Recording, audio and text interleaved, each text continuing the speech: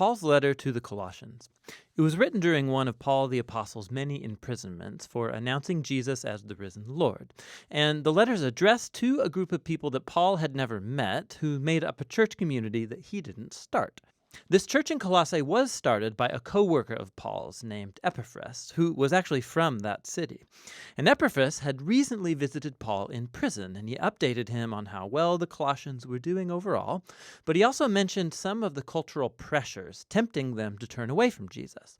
And so Paul wrote this letter to encourage the Colossians to address the issues that Epaphras had raised, and then to challenge them to a greater devotion to Jesus. The letter's design and flow of thought are pretty easy to follow. The opening movement focuses on Jesus as the exalted Messiah. Paul then goes on to show how his suffering in prison is for the exalted Jesus. And then he addresses the pressures tempting the Colossians to turn away from Jesus. After this, he explores the new way of life that Jesus' resurrection opened up for them. So the letter opens with two prayers. Paul first thanks God that he learned from Epaphras that the Colossians have been totally faithful to Jesus, showing love for God and their neighbors, all because of the hope they have in the new creation that Jesus has in store. And so he moves on to pray that they would grow in their wisdom and understanding about Jesus. And then Paul has placed a poem here to help the Colossians and us do exactly that. It's the centerpiece of chapter 1, a poem all about the crucified and exalted Messiah. It has two parallel stanzas, and it's crammed with language and imagery from the books of Genesis and Exodus, from the Psalms and the Proverbs. The first stanza explores how Jesus is the true image of God. In him, the full character and purpose of God is embodied in a human. He's the firstborn, an Old Testament phrase about Jesus' royal status over all creation. He shares in the very identity of the one true Creator God. And by him, all reality, all powers and authorities, spiritual and human, have been created. It's in Jesus the Messiah that we discover the very author and king of creation. And so in the second stanza, we discover he's also the one bringing about a new creation. He's the head of a new body, which refers to Jesus' people, who are the new humanity, of which his own resurrection existence is a prototype. In him, God's glorious temple presence dwells, and so it's through Jesus' death and resurrection that God has reconciled himself to humanity, to all spiritual powers, to all of creation. It's a remarkable poem, and Paul will keep referring back to it as he goes on in the letter. So he first shows how the truth of this poem transforms his own experience of suffering in prison. He's being punished for announcing to the Greek and the Roman world that Jesus is the resurrected Lord and King of all. And so his suffering, he thinks, is not a sign of defeat.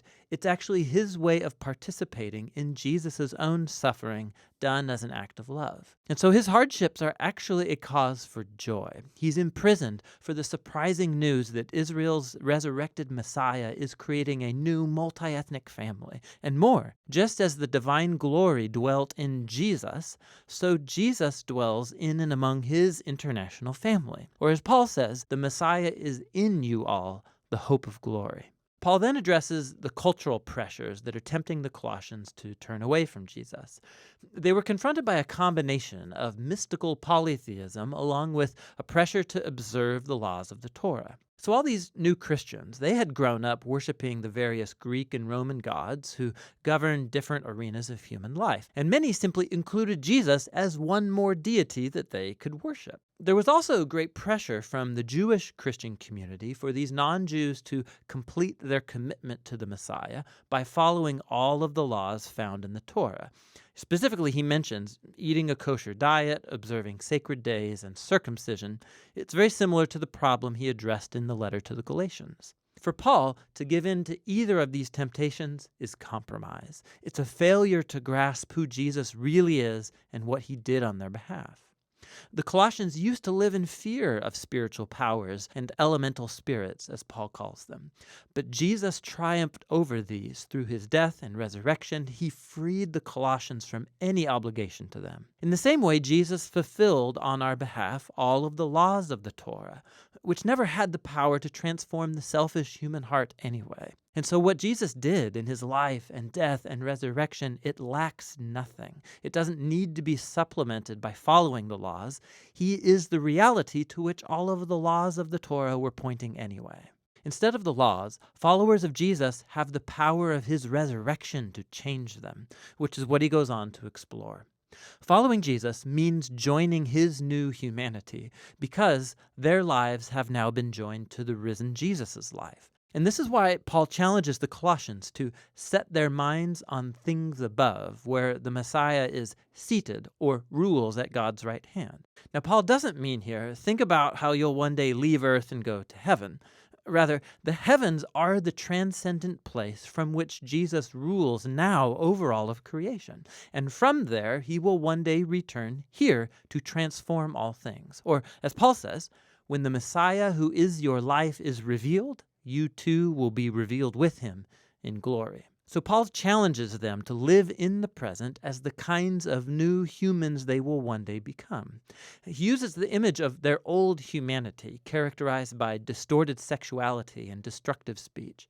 For Christians, that humanity died with Jesus and has been replaced by his own new humanity, which is characterized by mercy and generosity, by forgiveness and love. And this humanity, it transcends the ethnic and social boundary lines of our world to create, in Paul's words, a people where there is no one Greek or Jewish, circumcised or uncircumcised, slave or free, but the Messiah is all and is in all people. Paul then gets really practical, and he shows the Colossians what this new humanity might look like in a first-century Roman household, which was a highly authoritarian institution where the male patriarch held the power of life and death over his wife and children and slaves. Not so in a Christian household. Here, the risen Jesus is the true Lord.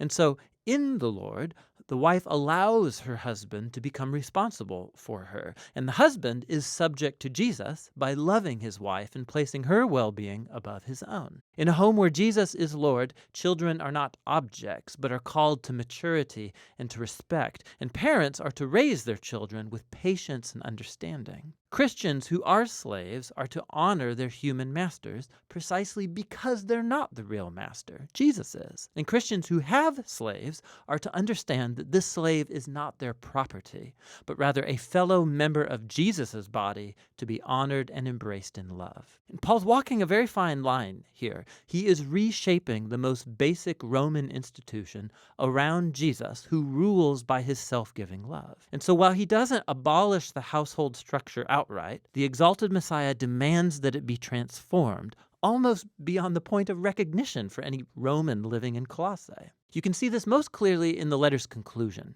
After a request for prayer, Paul applies these instructions about Christian slaves and masters.